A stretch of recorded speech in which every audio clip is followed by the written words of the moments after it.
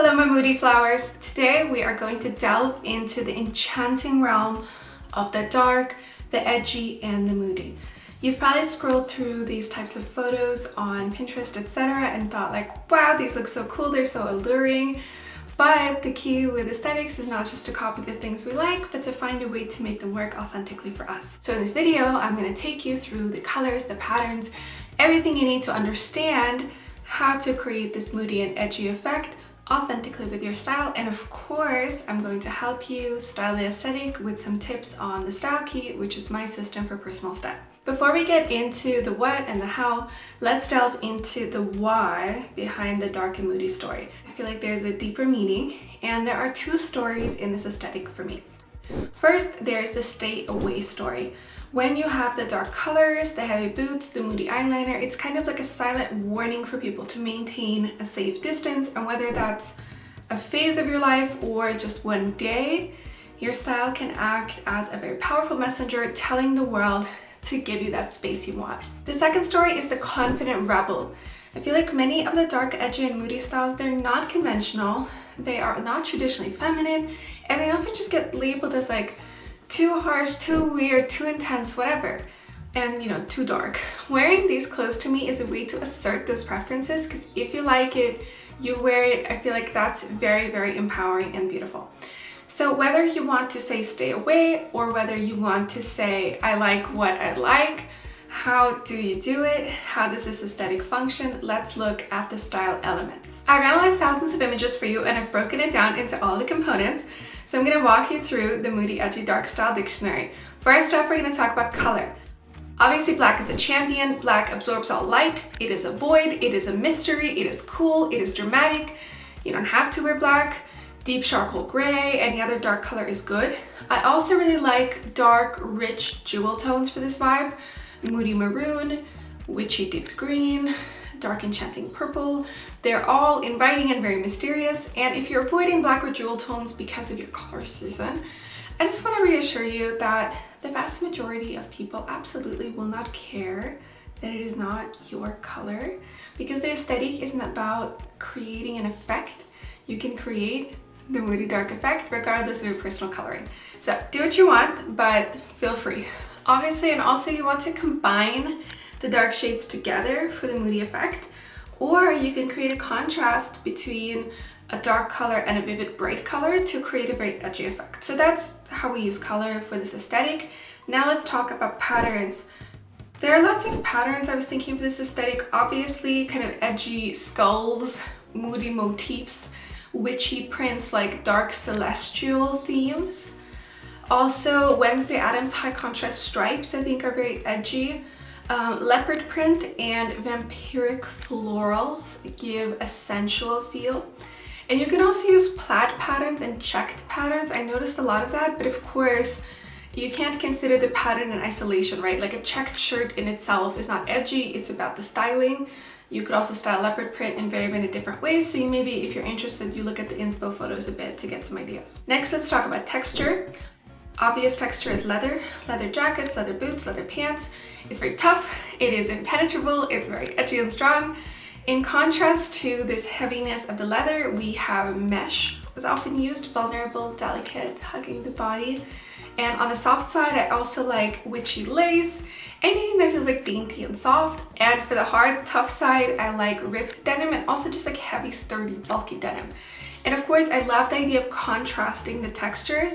So styling a soft texture with a rough texture, like a delicate mesh sock that's peeking out of a heavy leather boot. That's very cool. Like a big bulky denim jacket with something like a shawl, like a satin skirt underneath. So cool. Okay, now let's talk about the silhouettes. So body hugging silhouettes are a big part of this aesthetic. Don't really know why, but I just noticed skinny jeans, tights, corset tops, anything that highlights your shape works really well. Long skirts are really in. On the other end of the spectrum, oversized and bold shapes work great too, right? Like bulky jackets, heavy tailored coats, sweeping, bold shapes, asymmetry of any kind that's very intriguing. So you have a lot to play with in terms of the silhouette. Now let's talk about embellishments and decorations. Obviously, zippers, buckles, buttons, rivets, studs, anything that's extra and shiny and hard gives a bit of that tough edginess. On the softer side, on the moody, sensual side. I like corset hooks, bows, slits, cutouts, ruching details, anything that emphasizes kind of the shape and flow of the body. Those like swingy fringe, that's also nice. In general, the soft sensuality contrasted with the dark edge.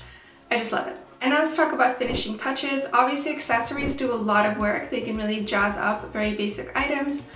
So statement belts of any kind, you know, creative buckles, wide wrap styles, anything cool. Chain belts, I saw a lot of.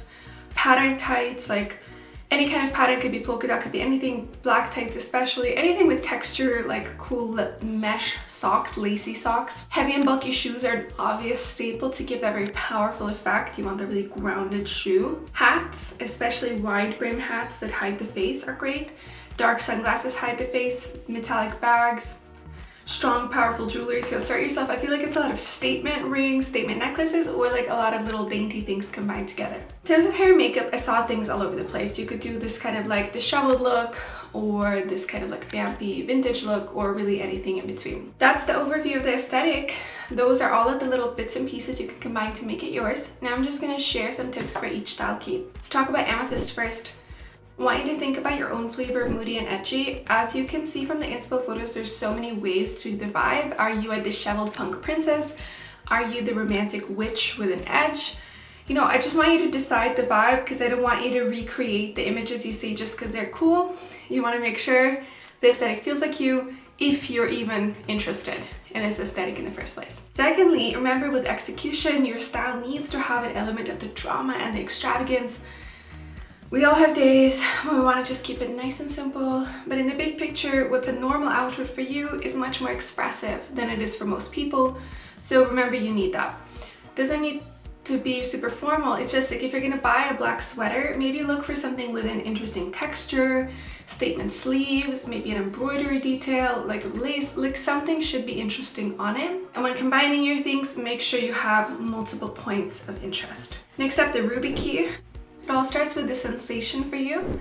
So I really invite you to use your body as a guide in putting together outfits. What works one day doesn't work the next day. So remember that you are thinking about things in terms of the showing and hiding, right? So figure hugging fits, embellishments, patterns, makeup, statement accessories, all of that is very visible. It's like, oh, you're being seen and perceived.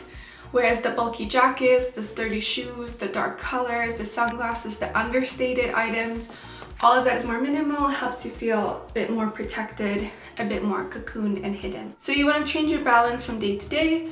Maybe you want one statement piece, maybe you want many statement pieces, maybe you even want edgy one day, the next day don't want it at all.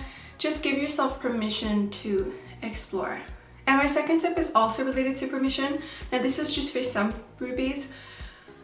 A lot of you can pull off this more unpolished look, and this could be like very chaotic and very expressive, but it could also be like Kate Moss disheveled, where it's very controlled but also like very artsy, right? I want you to find what works for you. If you're drawn to this idea and you're like, oh, I think I could pull this off, you're gonna have to experiment and wear things even if you're not sure. That's the only way you're gonna find out. So if you've been wanting, take this as a sign from the universe and give yourself permission to explore. Next up, the Sapphire Key. So tough truths, I really think you need to keep it polished. The moody rebel look most of the time just really doesn't work for you because it's antithetical to your essence. It's like, oh, I don't care how these things look together, but you do. So I think for a lot of sapphires, the edgy styles are cool, but the outfit needs to look cohesive, visually harmonious. You like a bit of a cleaner line. You like the colors and silhouettes to flow together. And obviously, you want the edginess, but I just recommend leaving kind of the torn fishnets or clashing things to other people and just accepting that this is probably not your essence.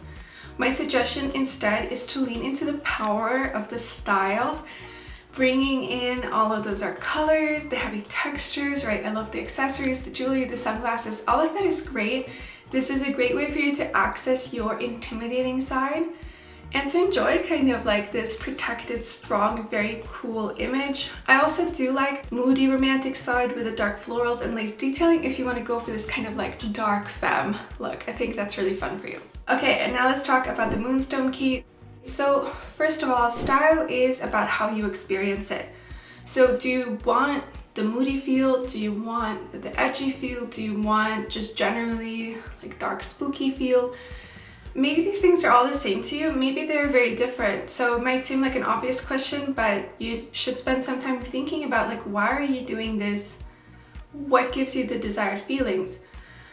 Because we know many moonstones easily feel overwhelmed by style. So even though you might love all of these very intense inspiration pictures and you think they're so cool, you might love looking at them, when it comes to getting dressed and going out of the house and enjoying the clothes, you don't want to necessarily recreate those photos. You want to just take inspiration in a way that feels good for you. So for you, maybe a pair of cool leather boots, like the leather jacket, or maybe just a black sheer blouse. You know, you are the one who decides what's enough edgy and moody. So just make sure you're paying attention to what feels comfortable for you rather than trying just to do the look you appreciate visually, because that's different from what you want to wear. Also, if the edginess feels a bit much for you, is my second tip, you can always temper the effect by bringing in a bit more refinement. So for example, finding a pair of classic jeans and black loafers to go with that like tough leather jacket, so it's creating that effect. Or if you got a really nice moody maroon sweater, maybe you can wear that with a skirt that you're more used to that feels more like nice. Or getting a leopard print dress and then you have like a nice cardigan and you have your favorite round toe flats. So you have that edgy piece in the outfit and then you have the supporting characters that are kind of helping you to feel comfortable and to enjoy wearing that style. Now you know all about how to dress for the moody, edgy aesthetic. And of course, I have more and more thoughts and more detailed recommendations. So I'm going to do a live stream where I go through my recommendations for each of the keys in greater detail. I'm going to talk about the specific archetypes and show some examples. Gonna link the upcoming stream below. And in the meantime, you can check out my previous videos. I've looked at the old money aesthetic, the colorful fun aesthetic. It's a great way to know how to make them work for you, and I'll see you next time. Bye.